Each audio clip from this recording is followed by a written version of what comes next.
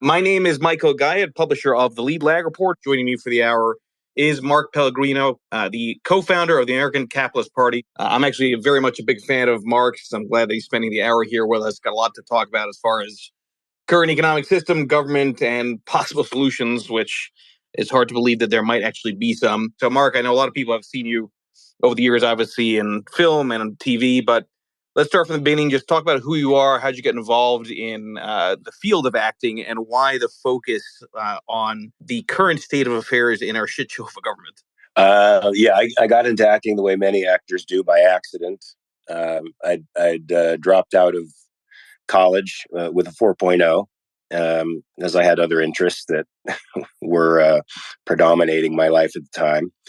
And stumbled into acting by chance, stumbled into an acting school that happened to be the best acting school on the West Coast, I think, and fell in love with the technique, and then worked it on stage for a long time, learned to transfer that technique into the actual conditions that I found myself in on film and TV over 15 or 20 years, and then grew to love film only a few years ago. Politics and philosophy have always been my interest, though. From the time I was a kid, I've been preoccupied with economics, politics, and philosophy, and prefer to read that to watching films, believe it or not. So, my acting life has been sort of an accident, a happy accident. It's what feeds my family, and philosophy is what feeds my soul. It's funny, I think when most people think about the current state of the government, they tend to not really think that there's anything philosophical going on at all. But talk about sort of the interaction of philosophy to politics, at least historically. I think your statement is right, and I think people's perception is right, and that's the main flaw: is that our politicians have divorced themselves from philosophy entirely, with the exception of the left. The left is still holding on to an ethical, a rather consistent ethical perspective. That's why they drive the argument. But the right has pretty much given up on ethical principles and are embracing pragmatism. And I think Trump is sort of the perfect example of that.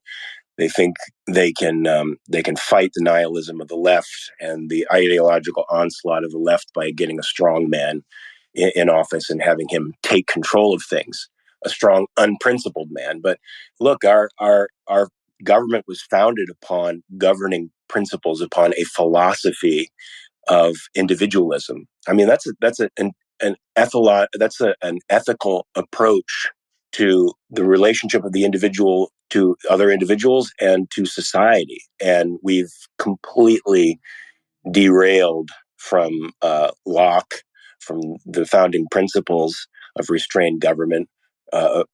Most of us don't even know that we're in a representative republic anymore. The word democracy is being thrown around to represent what the type of government we're supposed to have, which is, in my opinion, defined by a lack of principle. The only thing that matters in a democracy, of course, is majority will. There's no such thing as individual rights. There's no such thing as overarching principles of living or governance. That's what we're falling into now. And that's why I co-founded the American Capitalist Party, to try to be the answer to what I'm seeing as nihilism and pragmatism, the war between the two. And to resolve that war by giving people another option that I think is far better. Right. And the problem, of course, is that principles are not supposed to really change, right? And I've talked to a lot of older generation liberals and conservatives who keep saying to me that it's not the liberalism they knew of the past, it's not the conservatism that they knew of the past. The principles have evolved or been dynamic or fluid or whatever you want to use, and it makes it unrecognizable. I'm curious to hear your thoughts on what's the root of that. Why is it that we've gotten so far away from core principles, not just necessarily by political party, but even in terms of the individual self? Yeah, I think our culture is dominated by radical skepticism. Skepticism is held as a virtue, and like most concepts in our culture, there's the way the academics mean it, and there's the way people take it. And most people take skepticism to mean an open mind. That they don't take it as a concept that undermines certainty itself. They just think I have to stay open to whatever's coming in. I have to evaluate it with my mind, and then, the truth. I'll find the truth with my mind. But radical skepticism makes the claim, I think, from Kant onward, that you can't know. You can't know. They call knowledge provisional knowledge. There's no such thing as certainty. In fact, if you claim to be certain, as a scientist, this is being touted in the sciences above all, because we know science does evolve, but it doesn't evolve in the way that I think these academics are telling us. Knowledge is sort of a hierarchical thing where, new knowledge builds upon old knowledge and doesn't contradict that old knowledge if it's true, right? If that knowledge is true, if you've acquired it through reason and logic, and that knowledge is confirmed as true, there shouldn't be new knowledge that contradicts it. Just adds to it. But the radical skeptics claim that you can know one thing today, and the complete opposite will show itself tomorrow, and that will undermine the knowledge system that you have right now. And this is the dominant philosophy, I think, in our entire culture. So you can't say that a principle is a sum of knowledge anymore. A principle is just a thing that you're going to discover 10 years down the line. Doesn't mean anything. Yeah, I love the way that's framed. So let's talk about the principles in the way that you formed the American Capitalist Party. What are the principles of that as a platform, and how does it compare against what you see in mainstream politics? Yeah, so the American Capitalist Party is based around one principle, one social ethical principle: individualism, consistent individualism, which means that, you as a person, as an individual, are completely sovereign. Nobody can rule you. Nobody can do things without your permission, without your consent. As a sovereign being, we have to build a governing system and a society based around the understanding that everybody is a sovereign being.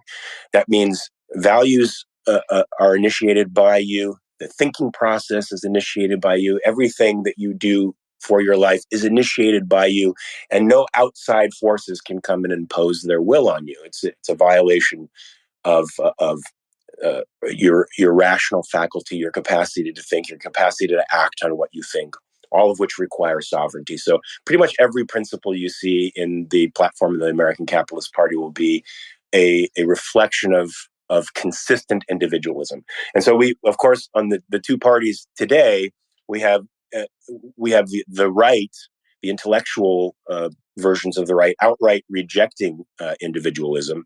You can watch it in Dennis Prager videos if you don't believe me. They reject the Enlightenment, as a matter of fact, as the mama that gave birth to individualism, and they hold individualism to they hold that as the scourge of modern society. That's what they see the left doing when the left claims that there really is no objective reality.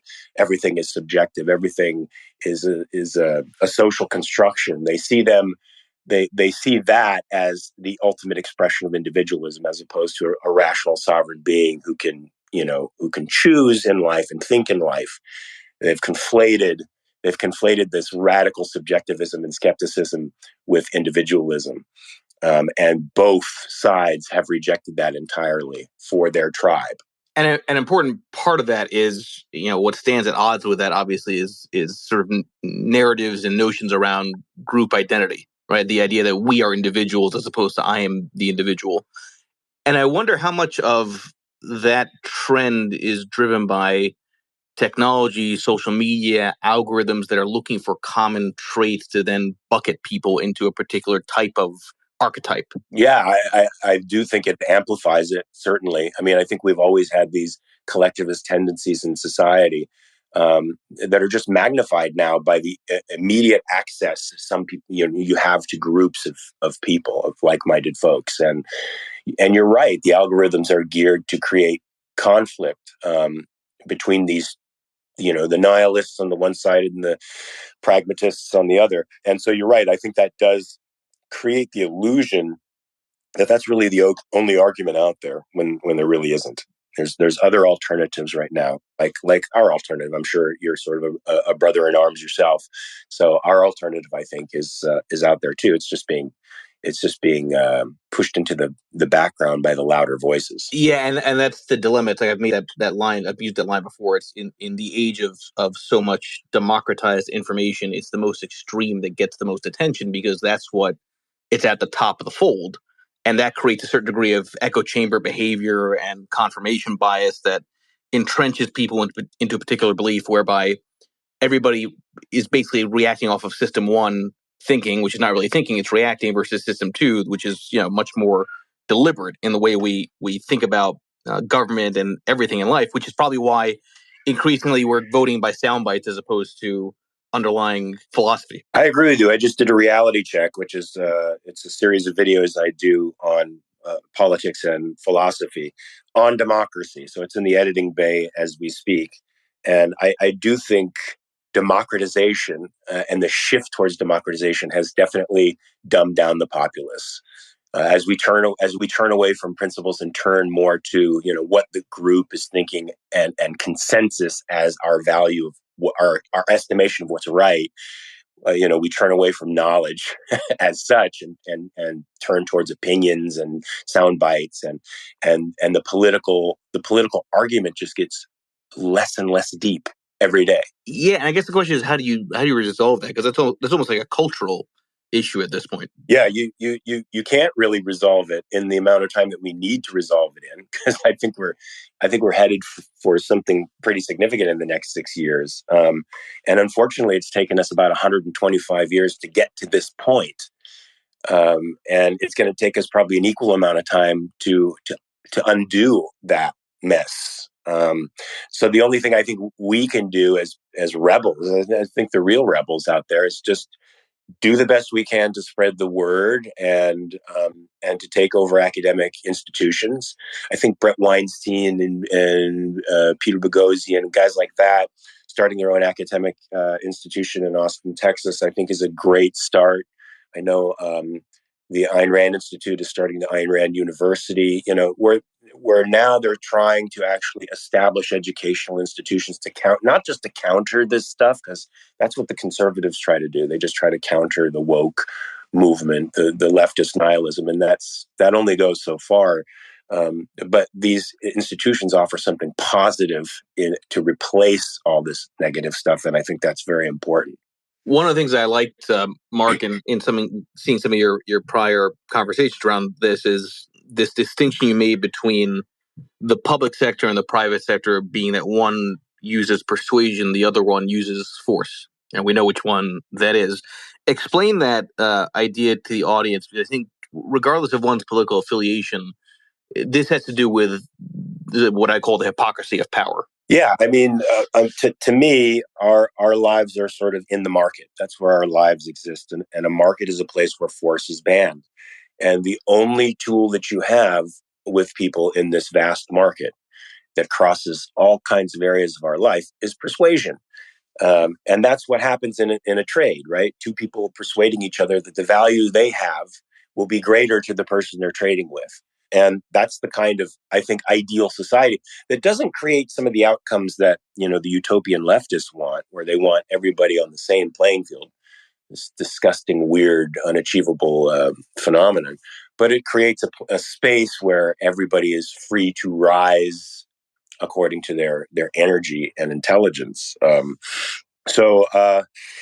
I mean, we should live in the persuasion area, and force is something that needs to be isolated and constrained and governed by very specific rules, and can't be the first go-to thing you use when you want somebody to do what you want to do.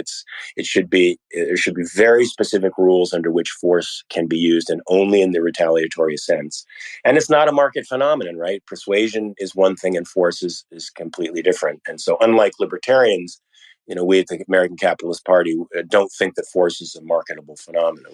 We don't think that rights are open to vote. They're not open to market choice. It is one thing and one thing only, and you need to just confine the beast and let it out only when it has to be let out. All right. So now, oftentimes when I do these spaces, there tends to be more investing or macro or market related. But I'm going to make the assumption, Mark, that there is a link to Federal Reserve policy, free money, and extremism when it comes to not just political party, but just group identity in general. Because when you don't have a true cost of capital, funny things happen culturally. Have you given any thought to sort of how where we are today is also a function of a fiat-based system, or a system that essentially doesn't reward the right risk taking, because there's always the moral hazard of the central bank coming in to save everybody? Oh, yeah. I mean, for sure. I don't know if this is going to be a direct answer to your question. I think this is what the conservatives are responding to when they reject idealism and principles as such for pragmatism, because they see the left is untethered from reality. They're completely rationalistic. And the ideals that they present to the world and fight for are not connected to reality, just like fiat currency isn't connected to anything real. So definitely our currency system is reflecting our philosophy that, that an idea need not be grounded in reality. Our money need not be connected to real things, to real assets, just a promise to produce, or whatever our currency is based on now, not to gold, and or to anything tangible or touchable, not to property. I don't think the left understands property. So yeah, I think it's definitely a reflection of the disconnect now that people are reflecting, the disconnect between the mind and matter. And what I love about Ayn Rand's philosophy is that Ayn Rand's philosophy integrates the two. Your mind has a purpose, and the purpose is to survive in the material world. And so the two need to be integrated. That's sort of the premise of the psychology of totalitarianism, that when people find something they think is right, they tend to just defend that and not seek knowledge or connection with people who are outside of that loop. It's also, I think, part of Mark Twain's "What Is Man" conversation that if anybody hasn't read that, they should. There's a conversation between an old man and a young man about what really interests people, what really moves them forward.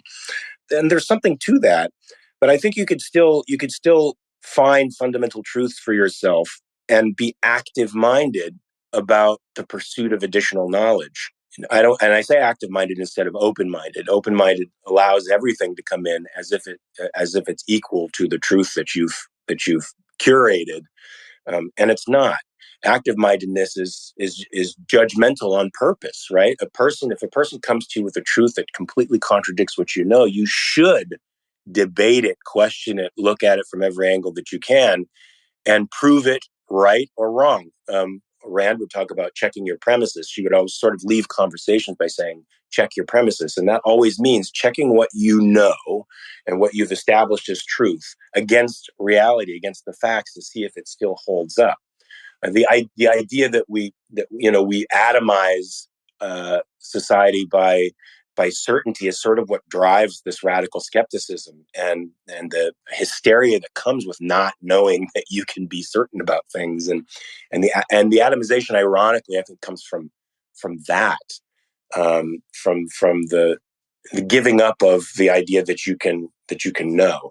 But I think the nihilists, the neo-Marxists that are out there now, are winning the argument in part because of what you said. They have a narrative, and the narrative is a story. It's a myth, and it's human, and it's grounded in a way that people can relate to, and that's why I think a lot of people gravitate to it. And the opposite side doesn't, right? And the capitalists don't. I mean, capitalism is a word defined by Marx. It's not even its own thing, and it has no heroic narrative, and no necessarily social narrative, just facts to refer to. And facts are great, but they don't really make for revolutions and movements and connection. Narratives do. So I think we have to establish a narrative for individualism that's as powerful as the narrative for collectivism. Yeah, and real quick on that, let me piggyback on that, because I think it's an interesting point. And Mark, I want to hear your thoughts on this. There is a let's face it. I mean, cancel culture is a very real thing. It prevents people from going on that journey of self-learning, where if people are legitimately wanting to ask questions, we're now at a point where people are afraid to do so because they would get attacked and vilified, when maybe the core concepts around what they're asking have nothing to do with a viewpoint, but rather trying to get closer to the truth, right? So I'm curious to hear your thoughts, and this is, again, more about culture, Mark, on how culture intersects with where the government is here, because nobody can talk to each other if everyone's afraid of being canceled. Yeah, that's true. And there's a great deal of overlap now between, I think, the private sector and the public sector, so that these they're overlapping in such a way that it's almost impossible to make a distinction between the two. So you have the phenomenon now of Facebook basically outing itself and saying that it collaborated with the government with respect to the types of information that it thought was appropriate, and that's very dangerous, I think, for us, and that's driven by a culture that I think is embracing collectivism as an ideal. And I think we have to come up with a better narrative. We have to come up with a better myth, a better story than the collectivists have to touch people's emotional lives. Right? I mean, if you use the word selfish today, our culture has a very specific perspective about that. If you use the word selfless, it has a very particular perspective on that. And that's culture driven, right? Our culture is basically the sum of our values. And so our task as, I think, rebels, and I'm going to call us that because I think that's what we are. We're rebelling against the collectivist tide. We're offering an alternative to that. Our task is to create better stories.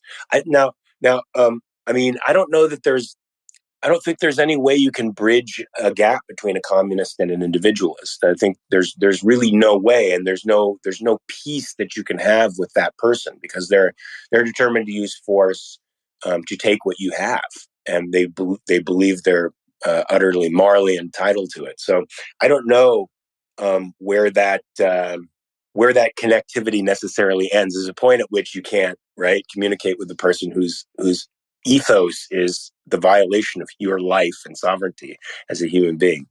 Right. No, exactly right. Now this does, I think, also dovetail into discussion around a segment of the population that maybe is growing louder, that believes that anarchy is coming. And, you can argue you're seeing some of that with various emerging economies, these protests, and a lot of that is obviously being driven by the condition of very high inflation. Talk about the rise of anarchy, the potential for that in the U.S.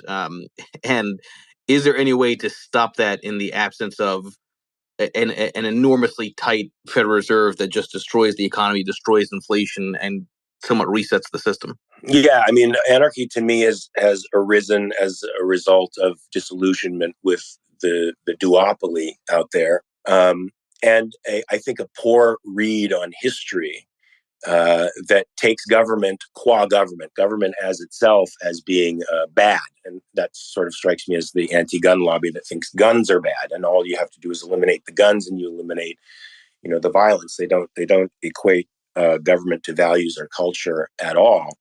It's just something to be eliminated, and because it's based on the elimination of, I think, a fundamental piece of the human puzzle, the thing that we actually need to survive. I don't think it's going to go anywhere. I don't think it can go anywhere. I mean, we could have pockets of anarchy because of the stress on the system that the political class has been putting on everything with their fiat currency and the destruction of supply chains, and all this to be a perfect storm, and the destruction of our energy sector, and the insanity of the green movement at the moment. All of that could create a perfect storm to create pockets of anarchy. But I think anarchy is just so philosophically flawed and so amoral that what that could do is force the hand of one side or the other to come down really, really hard on us, and give us a worse situation than we're in now. I have to tell you, hearing you say insanity of the green movement is interesting, because that sounds like a very non-Hollywood thing to say. But I've seen you, retweet things from Alex Epstein, who I've had on these spaces before. I'm curious, expand on that insanity of green movement in the context of where we are politically, because I think at the end of the day, I'm skeptical, and I think most things are simply just a grab for power and not altruistic. Well, I'm not a fan of altruism myself, and you're right. I do think this is a grab for power. It's a naked grab for power, and it has a silent accomplice, the environment. They can attach almost any value to it, and make it the primary value over human life, which is precisely what they're doing now. Environmentalism is a movement that is anti-human, fundamentally anti-human. It holds the earth and nature in the raw as the ideal. Now, of course, this is morphed in the green movement to say, and it's adopted a sort of apocalyptic religious vision of the world where, look, now humans are such an artifice that they've created this dangerous place now in the earth, and we need to just restrain human action, human movement right now in order to reverse whatever damage we've done. And so they're taking us off of reliable, cheap sources of energy and putting us onto unreliable sources of energy. And the grid and our financial system is just simply not prepared for it. And so that's why they're having to do it by force, by edict. Here in California, Governor Newsom has gone off the deep end. He wants to make California the energy example for the rest of the nation to follow. And so he's basically killing California by 2035. So yeah, when you hold any value above human life, when a ideology, a political ideology, holds some either collective value or some other value over human life, you're going to get these kinds of you're going to get mass economic dislocation, poverty, and death. I mean, this is the end of where these crazy green policies are going. Okay, now you mentioned earlier the point about the importance of narratives, and obviously that's a big component of not just getting elected, but also of entertainment in general, right? I mean, Hollywood is films, TV, all about narratives, obviously. And I wonder, just as somebody who's been involved in the space for a long time, obviously, and been quite successful at it, do you see the criticisms around those that see Hollywood as sort of pushing what seems to be some kind of an agenda to either be far left or more far left, I'd argue, than far right? But talk about how the aspect of entertainment maybe filters through to our sense of identity and our sense of how to vote. Because I think this is something that maybe is in the background that a lot of people maybe are aware of, but not are explicitly trying to counter. Yeah, well, and I don't know that there's the only counter to it is to create alternative material for people. And I think, Ben Shapiro is attempting to do stuff like that with his new media conglomeration. But Hollywood has basically embraced the dominant cultural ethics. They've embraced collectivism. They're enemies of capitalism. And we all should be, really. I mean, most of us grew up in state schools that touted the virtues of statism over capitalism, taught us that Franklin Roosevelt saved capitalism, saved us from the terrible, selfish greed of industrialists that caused the Depression. And so, most people in Hollywood have learned in acting school and in writing and in university not only these values but not to question their emotions. Their emotions are tools of cognition, so their emotions flow right in sync with these narratives, and those are the things that they produce. And you're not going to change that until you get alternative narratives out there that are just as powerful and just as have just as much talent investment in creating them. And right now that doesn't really exist. You only have the independent artists creating something interesting, and I say countercultural because individualism is countercultural.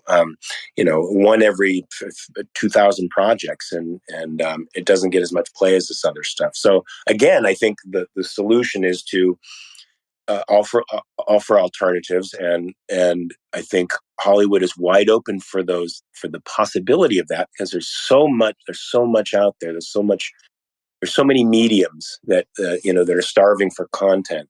There's going to be one that's going to take this content and actually use it, and that's all you need to get a footing in the culture. When your orientation is, government is the arbiter of all things human, um, you're going to, I think, drive wedges between groups of people. And basically what you have now is interest groups agitating for government privileges. And that's how the Democrat Party has, I think, maintained power since Roosevelt. and it's become a habit. So yeah, they got to find ways to divide people. They got to find ways to get people mad at each other. They got to find ways to for people to think that rights naturally conflict, and you have to go to the appeal to government to get your rights satisfied, which means basically taking stuff from other people, and that's sort of I think the main line of the democratic politics now, but it's been that way for a while. But it's also, I mean, in fairness, Republicans are not any better at sowing the seeds of divide and going for that segmentation too, right? I mean, again, I go back to the Republicans of today are very different than the Republicans of 30, 40, 50 years ago. Anybody that's in power is going to want to control things. I mean, you can argue that the Republicans ultimately want to control the purse strings while at the same time, through lower taxes, while at the same time spending, ad nauseum through military spending. And I've made that point before. It's like if you just economically look at Republicans and Democrats, they both have one thing in common: they always end up finding ways of increasing debt. Just a matter of where you put that money to work. Yeah, I mean, I think Republicans are Democrats 30 years ago. So you know, they've embraced the collectivist mantra. They've embraced the idea that the government has to be the arbiter of all human affairs and the distributor of resources. It's just that they claim to want a little bit less of that. They want you to have a little bit more of your life, but that's going by the wayside. The more extreme the left gets, the more the right will be dragged along in that direction. And the answer to this probably isn't just as simple as saying, well, we need smaller government, right? Because I've heard you make that point before. It's like you can have smaller governments where there's still, aspects of despotism there. Yeah, I mean, the Republicans are always about, making claims that a smaller collective is somehow better than a big collective. It depends on what the values of that collective are. And in a collective, a group of people that are not oriented around individual rights is going to violate your rights, whether they're small or large. So government could be big because we're in a country of almost 400 million people, but it could still have its proper functions where it saddles force to just the army and the courts and the police and lets the rest go into the persuasion uh, realm, and that government could still be physically a big thing, but it wouldn't be violating anybody's rights. I want to hear more about just sort of the longer term vision for the American Capitalist Party, because every time anybody talks about a third party, I think the initial reaction is, well, what's the point, right? It's a duopoly, and no matter what, that's never going to change because of entrenchment of interest. But for you, Mark, I'm just curious, what is there some kind of longer term vision or goal? Are you trying to actively get more people to be aware of the core principles to then rally them to actually run for various offices? Talk about that for a bit here. Yeah, that would be a full-time job in and of itself, because the duopoly has set up the system in such a way that third parties have a really difficult time entering into the fray. They become subject to all kinds of legal issues and election oversight and funding oversight that is intended to hobble them. It makes getting a political party off the ground very difficult. The good news is that I think a wider and wider swath of our culture is able to see that there's very little difference between the right and the left. That they agree in principle with each other. We've been talking about the elimination of principles. I'll say fundamentally they agree with each other that some form of collectivism is appropriate. They just disagree on the way of executing that. And the more people start to identify that there's no difference between the two, the more opportunity there is for an alternative to rise. Now, it's going to have to be at a grassroots level. I think it's going to have to be first in a local government in a state, probably a red state that is amenable to these ideas. And it's going to have to be somebody on the ground who's willing to do the footwork to establish the party to get them put on a ballot. And then once they get into some, state legislature, we could start looking into, nationalizing the party, making its scope wider. I've approached, early on in the formation of the Capitalist Party, I approached a couple of people, especially Justin Amash, whose tweets I really loved. I tried to convince him to come over to the capitalist side when he was switching parties from the Republican Party. But he went where I think there's more infrastructure and money right now. He went libertarian, which is unfortunate because I think they're dominated by anarchists. I think our hope is in small local government and for somebody reading the platform online, somebody who's already in government, a Rand Paul, for example, who decides to switch to the American Capitalist Party. Once again, that's going to take some persuasion because libertarians are very, very difficult to convince that their way of looking at things, their amoralistic approach to politics is actually a loser. Yeah, and you need to. I mean, the harsh reality, I think, is that you need to have a shit ton of money. I mean, to really push that effort, right? I mean, you can't really get out of a duopoly unless you get out of the money flow to the duopoly, and that's that's a near impossibility. It's not to say that one shouldn't try, obviously, but grassroots without capital is, I think, very, while idealistic, is in practice very difficult. I agree, and there's political action committees that could raise tons of money and do a lot of promotional work for a party like that. I think that's definitely a game changer. The political action committee. I think that's been a source of a lot of corruption as well, because the political action committees have become sources for information for major news media who just transfer totally biased information to the public and continue us in that realm of tribalistic warfare. But it could offer a solution if some independent-minded, wealthy folks wanted to start contributing to a party like the American Capitalist Party. They could start putting out information on a much wider scale than my Facebook or Twitter or Instagram feed, and it would be funded and it would be legal. And so you're right. We need money. We need money to do something like that. And maybe the PAC is one way of doing that. The left isn't into equality; they're into equity, and that's a very different phenomenon. And that requires you and me to comply to things that they want. And hierarchy and order; those don't require me to necessarily hop in line with you. So I think an even greater distinction is the degree to which somebody thinks it's okay to meddle in your life, change you, push you into their ideals, use force against you. And look, we're all reacting to that, to this phenomena, that to the degree to which people are willing to use force to make other people go along with what they think is true. And we see the Republicans doing that too. When they're getting X'd out of social media, they want to regulate media. They want to get in there, and private property doesn't mean anything to them. And what kind of effect does that have on folks who thought the Republicans represented the party of private property? How can it not create a sense of cynicism about the system when you see Tucker Carlson sounding like an anti-corporate Marxist?